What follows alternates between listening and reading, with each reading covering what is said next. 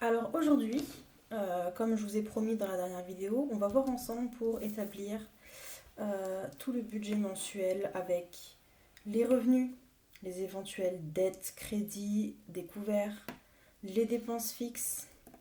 Ici, le petit récap de tout ce qu'on va voir ici. L'épargne, donc ça c'est de l'épargne que je vais faire dans les enveloppes. Les dépenses variables qui vont également être utilisées avec les enveloppes. Et ça c'est tout ce que vont contenir mes enveloppes. Donc on va le faire ensemble. Hop. Alors,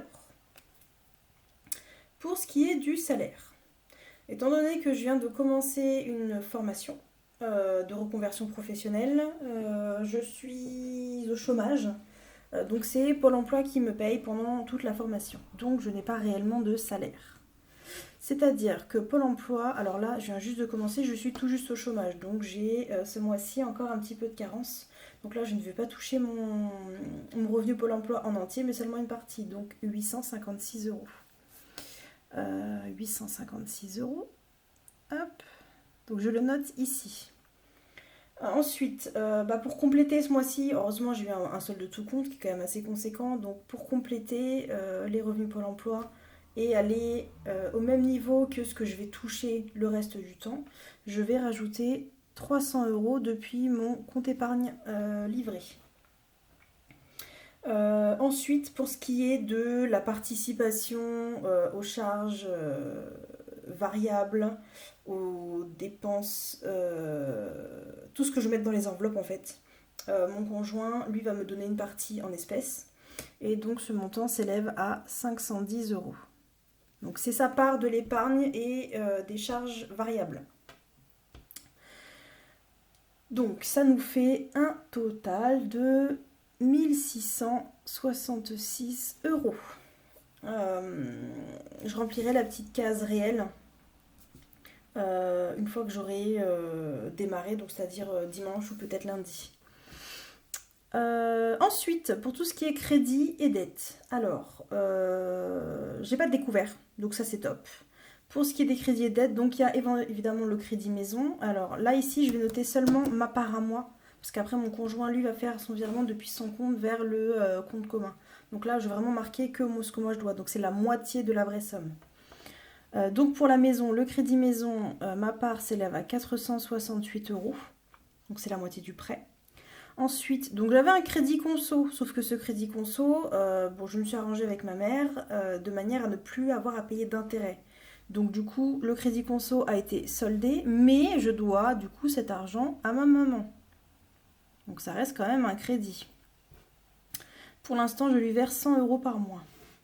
Ensuite, autre, hop, j'ai démarré l'année dernière l'épilation définitive au centre d'Epiltech.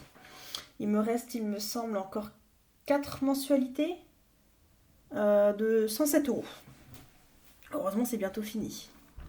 Donc, 468 euros, 100 euros et 107 euros de crédit. Ça me fait un total de 675 euros que je note ici. Hop. Et ce que je vais faire, c'est que je vais également calculer le reste. Alors, total des revenus moins le total des crédits et dettes est égal, et donc c'est le reste, il va me rester 991 euros pour pouvoir après remplir toutes les cases. Ensuite, les dépenses fixes. Donc j'ai les charges de copropriété, parce qu'on est propriétaire en appartement. Ça nous revient à 100 euros par mois. Oui, c'est ça, 100 euros par mois. Et donc forcément, la moitié, moi, c'est 50 euros. Les taxes foncières, 30 euros par mois. En fait, on n'est pas mensualisé parce qu'on vient juste d'acheter, mais on anticipe quand même pour pas se retrouver avec une mauvaise surprise à la fin de l'année. Au moins, on aura ce qu'il faut de côté.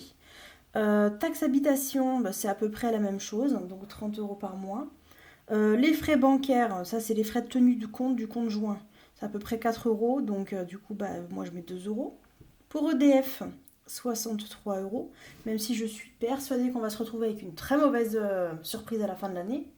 Mais on se débrouillera à ce moment-là, parce qu'on ne peut pas se permettre de mettre plus pour l'instant. Pour l'eau, alors normalement l'eau est compris dans les charges de copropriété, sauf que je sais qu'on peut avoir tendance des fois à avoir une consommation un petit peu plus élevée que ce qu'on nous prélève. Donc en anticipation, pareil, on prévoit. Pour la box, donc la box de chez CFR, donc 16 euros, parce que ça coûte 32 euros par mois. L'assurance habitation, on est à 24 euros, donc 12 euros pour ma part. La protection juridique, très important, la protection juridique, ça peut servir pour n'importe quel type de situation. Et je peux vous dire que pour l'instant, elle m'a quand même bien servi. Donc c'est 8 euros par mois, donc là, 4 euros. Amazon Prime. Alors on a Amazon Prime, aussi bien pour Amazon que pour les films, essentiellement les films en fait. Et les séries, ça coûte 50 euros par an, on va dire ça comme ça. J'ai déjà payé ces 50 euros, mais l'année prochaine, je compte renouveler cet abonnement. Donc, du coup, je prévois. Donc, 2,50 € par mois. Hop. Netflix. J'ai temporairement suspendu l'abonnement parce que j'aimerais bien régulariser un petit peu au niveau des crédits pour être un petit peu plus confortable. Parce que comme je suis passée d'un salaire mensuel de 1700 euros net à 1100 euros de Pôle emploi, il a fallu que j'économise quelque part. Donc pour l'instant, Netflix c'est suspendu. On a Amazon Prime de toute manière, donc ça fait très bien l'affaire pour l'instant.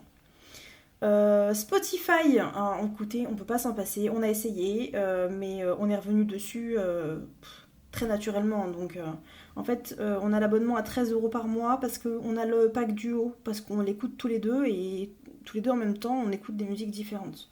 Donc ça nous fait 6,50 € chacun. Hop. Le téléphone portable, alors normalement je paye 10 euros par mois, donc ça c'est que le mien, hein, toujours. Sauf que SFR s'est trompé, m'a prélevé le double de ce qu'il devait depuis 3 mois, donc j'ai 3 mois entre guillemets offerts.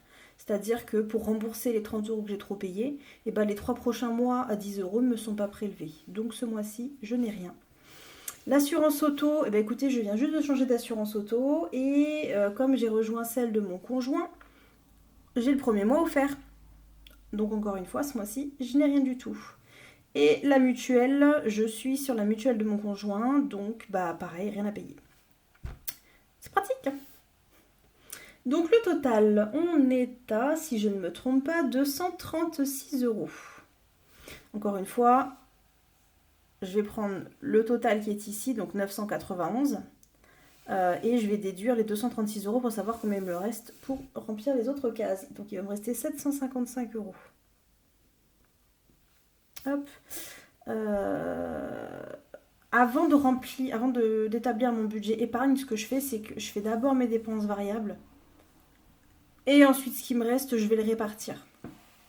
Donc, les dépenses variables. Là, le mois de juin, on a 5 semaines. On est à 50 euros d'alimentation par semaine. Donc, pas 200 euros comme le mois dernier, mais 250 euros ce mois-ci. Hop. Le restaurant, pareil, 5 semaines. On aime vraiment beaucoup manger à emporter. En plus, les restaurants ont réouvert. Donc là, le mois dernier, on était à 70 euros. Là, on va mettre 100 euros. L'essence, bah écoutez, comme j'ai pas roulé ce mois-ci, j'ai hésité. Mais après, je me dis, de toute manière, que je le mette là dans l'essence ou que je le mette dans l'épargne, l'argent ne sera pas perdu, ce sera redispatché si je ne l'utilise pas. Donc je vais rester sur 80 euros de consommation d'essence pour le mois. Et je verrai en fonction le mois prochain, donc le mois de juillet, si je rééquilibre le budget ou si je laisse comme ça. Ensuite, dans les nouvelles cases, excusez-moi, je vous ai fait bouger. Dans les nouvelles cases que j'avais laissées vides, parce que ça n'y était pas, j'ai rajouté l'enveloppe hygiène. Hygiène, entretien, tous les produits ménagers, shampoing, lessive, vraiment tout. On est à 20 euros par mois. Pour l'instant, on n'a pas dépassé le budget du mois de mai, donc ça c'est top. Encore une fois, si c'est trop, je rééquilibrerai au fur et à mesure. Donc pour tout ça, on est sur un total de, si je dis pas de bêtises, 450 euros. Encore une fois, je vais venir récupérer les 755 euros qui me restent et déduire les 450 euros. Et il me reste 305 euros. Bon, Je vais pas mettre de billets de 5 euros dans une enveloppe, hein, clairement. Donc du coup, je vais utiliser 300 euros. Donc il me restera un petit rap de 5 euros quelque part. Du coup, on va faire l'épargne. Alors, à commencer par la maison. La maison, on a prévu de s'acheter un beau meuble télé, donc du coup, on économise pour pouvoir se le payer en une seule fois et ne pas payer à crédit. Donc là, on va mettre 30 euros. Sachant que ce qui va rester de l'enveloppe hygiène entretien du mois de mai, s'il en reste, ça va basculer dans l'épargne maison. De toute façon, quand on fera le point sur mes enveloppes à la fin de la semaine, je vous réexpliquerai tout ça. Ensuite, santé, non, je mets rien. Il est là, mais je mets rien. Moi, je vais me mettre 20 euros, parce qu'il faut quand même parfois se faire des petits plaisirs. Jonathan, donc mon chéri, pareil, je lui mets 20 euros. C'est son anniversaire au mois d'août, donc j'ai déjà commencé à remplir son enveloppe, parce que j'aimerais bien quand même lui faire un petit cadeau sympa, et pas un petit bricole acheté comme ça au dernier moment. Ensuite, mon chien, pour tout ce qui est croquettes et veto, hop, 50 euros. Pour mon chat, c'est pareil, 50 euros. En plus, il va bientôt falloir que je refasse le plein des croquettes, au moins pour le chien, ça c'est sûr. Pour les vacances, parce que même si on vient juste de partir, on a l'intention de repartir, donc 50 euros. Ensuite, ici, ça n'est pas inscrit, mais je dois encore un petit peu d'argent à ma maman. Ma maman est vraiment très gentille. Ensuite, nouvelle enveloppe qui a fait son apparition la semaine dernière. J'ai des réparations à faire sur ma voiture, comme je vous expliquais dans la précédente vidéo. Et donc du coup, je me suis fait une petite enveloppe. Donc pour mes réparations de voiture, là je vais mettre 30 euros. À savoir que tout ce que je ne dépense pas dans mon enveloppe essence, là, j'ai décidé de le basculer dans l'enveloppe voiture. Comme ça, on reste un peu dans le thème. Et donc, si je ne me trompe pas, tout ça, ça fait 300 euros. Tout pile. Donc, logiquement, il va me rester 5 euros. Du coup, ce que je vais faire, c'est qu'ici, je vais reporter dans les enveloppes tout ce qui va aller dans les enveloppes. Et ça me permettra d'avoir une idée de ce que je dois retirer comme argent. Donc, maison, non, alimentation, n'importe quoi. On a dit 250 euros. Restaurant, on a dit 100 euros. Essence, 80 euros. Maison, on a dit 30 euros. Santé, on a dit rien. Moi, on a dit 20 euros. Mon chéri, pareil, 20 euros. Mon chien, 50 euros. Alors, vous me direz, oui, tu mets plus d'argent pour ton chien que pour ton chéri. Mais mon chéri, il coûte pas si cher que ça, puis il gagne sa vie, alors que mon chien, il gagne pas sa vie. Donc, oui, je mets plus d'argent dans l'enveloppe de mon chien et dans l'enveloppe de mon chat, parce que, les pauvres, je vais pas les laisser se débrouiller sans rien, quoi. Et ce n'est pas donné. Donc, mon chat, 50 euros.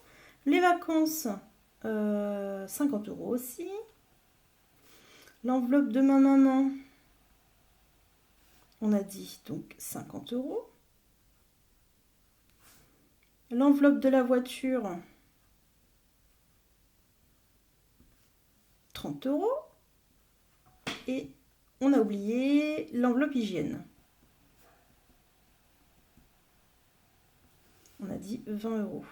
Donc je recompte 1, 2, 3, 4, 5, 6, 7, 8, 9, 10, 11, 12, 13. 3, 4, 5, 6, 7, 8, 9, 10, 11, 12, 13. Parfait, tout y est.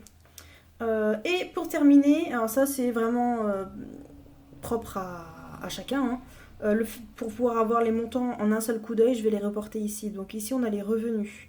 Donc on est à 1666, c'est le total, hein. Les dettes, le total des dettes, on est à 675. Le total des dépenses fixes, on est à 236. Vie courante variable, là, on est à 450. Et l'épargne, on est à 300 euros. Hop.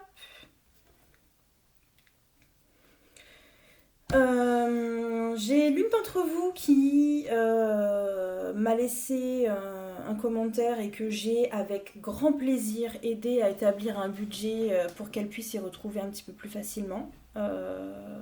Donc surtout n'hésitez pas, si l'une d'entre vous ou l'un d'entre vous a besoin d'un petit coup de pouce aussi, si jamais vous trouvez ou si vous aimeriez que je vous aide, il n'y a vraiment aucun souci, c'est avec grand plaisir, hein. Je peux aider tous ceux qui veulent faire quelque chose et qui aimeraient que je les aide pour ça. Sur ce, maintenant que ça s'est terminé, j'ai prévu de remplir mes enveloppes à la fin de la semaine, de le filmer pour le partager avec vous. Donc on fait le point sur la 4e semaine de mai et on prépare le budget mensuel en suivant ce que je viens de faire avec vous aujourd'hui. Et en préparant du coup le budget pour la première semaine de juin. Oui, c'est ça, c'est le mois de juin. Et donc normalement je devrais vous poster la vidéo dimanche. Voilà. Donc n'hésitez pas à vous abonner et à me laisser un commentaire si vous avez la moindre question ou besoin de quoi que ce soit. Allez, je vous souhaite une très bonne journée. À bientôt.